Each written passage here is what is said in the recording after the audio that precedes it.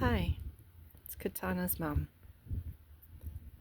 This is one of my sound healing singing bowls that on the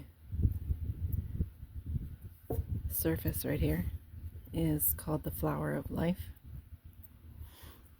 And let's just clear the space here for a sec.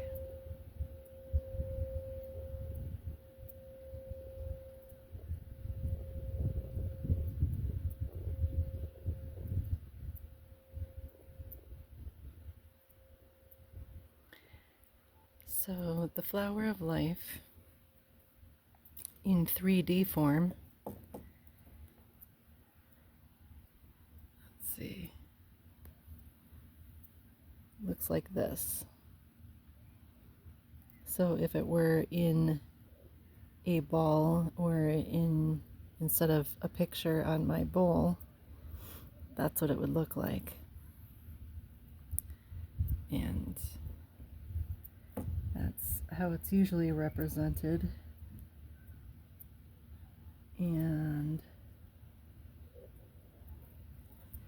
this is what I find interesting. Now, they're not identical, but if you look at that pattern, and then these are what are called ley lines, it's a pretty similar pattern. The ley lines are L-E-Y, ley lines, and they're supposed to be an energetic network, and that's why I pulled up the picture of the globe. I just think that that's sort of an interesting topic to think about, especially since ley lines are supposed to be in certain areas, as I said before in another video, like Sedona, Arizona. Sedona is supposed to be a energetic, I guess, stronghold. It's supposed to have vortexes and different things, and possibly those ley lines maybe move, maybe shift, maybe it's the vortexes. I'm not well versed enough, but I just thought it was an interesting thing to throw out there with everything else. So if that was the globe, and I'm trying to do this because I saw that another video you couldn't see what I was trying to show on my one phone, but like, again, that's pretty interesting how that's very similar to the ley lines. That Flower of Life pattern is pretty close. And then, sorry, let's go here. Of course you wanted to see my shoe and my leg. Why wouldn't you? It's so fascinating. But I just think that that's that pattern, and then I find it interesting too that that's the Flower of Life. And then if the Flower of Life is in 3D, it's a globe.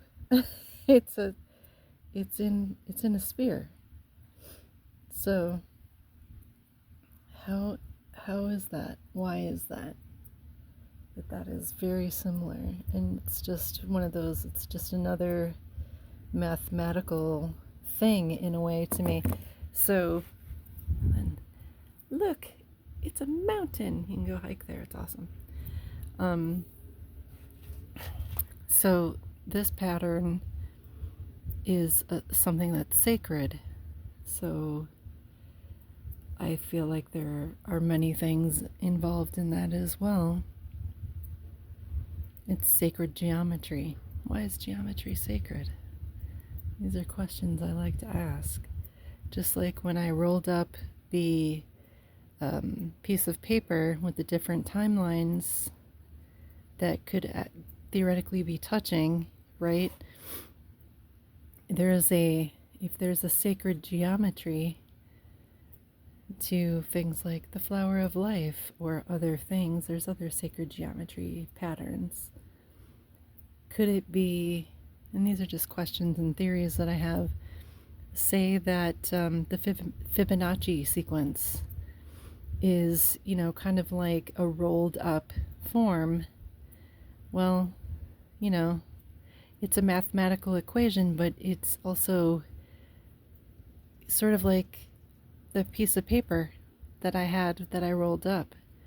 If I start, where the two pieces are touching and roll it up and it gets bigger and bigger and bigger, that's sort of like the Fibonacci. So what if you had, again, something in regard to multiple timelines that were basically right on top of each other? If that was a clear piece of paper, you could see that all the timelines, they might have slight differences. This one you're a doctor, that one you're a lawyer, this one you're serving as a waitress or a waiter, you're a chef, you're whatever, choose your own adventure. Maybe timelines are more like that. Maybe it's a choose your own adventure. And then maybe the time travel aspect that I was throwing in there are something like this, where here we have this pattern, the flower of life, and what if the ley lines are actually the sacred geometry of the earth? They're just thoughts.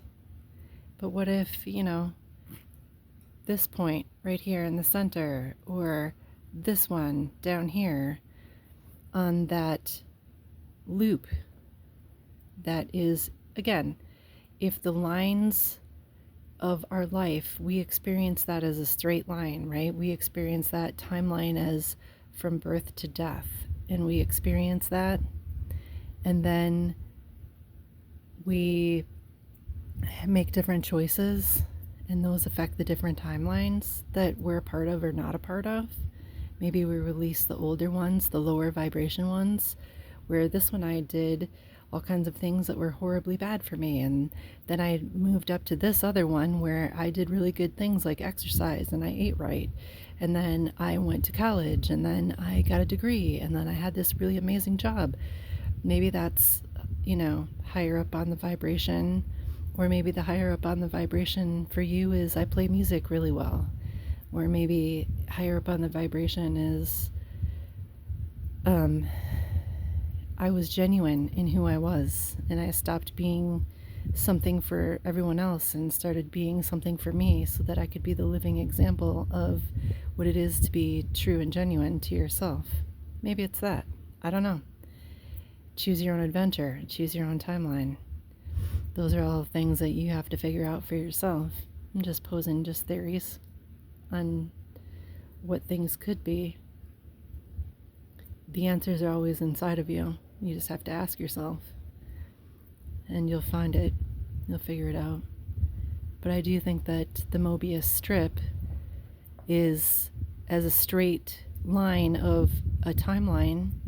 If you had a straight line of a timeline and that's the way you experience time, but yet it was in a loop, that would be a Mobius strip. And then if there are different portals on the earth, maybe it's like the flower of life, maybe the ley lines, maybe the grid is something like that, and maybe it's all sacred. And maybe when we separated the science from the theory and the spiritual, because I get that some scientists and mathematicians are both, but maybe the spiritual inspiration was why people studied and did the things that they did. Who knows? Or again, maybe it's aliens, maybe it's technology. maybe the angels are, people in spaceships that are just coming down to hang out with us. Who knows? Impart some wisdom. I just like to think about things, and I find this interesting because as much as I am very spiritual, I used to love math and I used to love other things, but I'm not versed in them in the same way that I used to be. So, food for thought. What if